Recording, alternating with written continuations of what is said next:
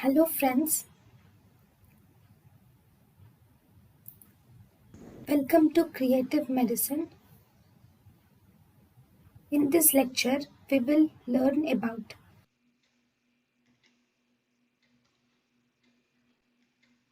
Okay, then hiatus hernia. So first in the hiatus hernia, first types of hiatus hernia. Hiatus hernia are mainly of four types of hiatus hernia. So type 1, type 2, type 3 and type 4. Okay, there are four types of hiatus hernia. Right. In the type 1 hiatus hernia is more common, which is called as sliding hernia. So in the sliding hernia, actually, if this is the stomach, there is the gastroesophageal junction will enter the thorax in sliding hernia. The gastroesophageal junction will enter the thorax in the sliding hernia. Whereas in paraesophageal hernia, actually a part of the fundus of the stomach will enter into the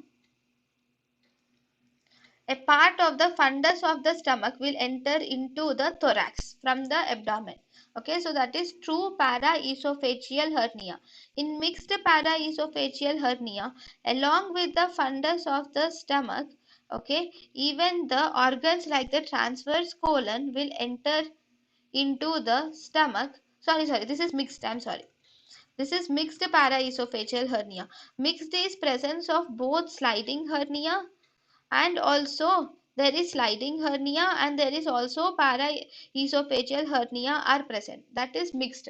That is, there is both sliding hernia where gastroesophageal junction has entered the thorax, and also there is this uh, fundus of the stomach also enters the thorax. So this is mixed paraesophageal hernia, which is a combination of type 1 and type 2.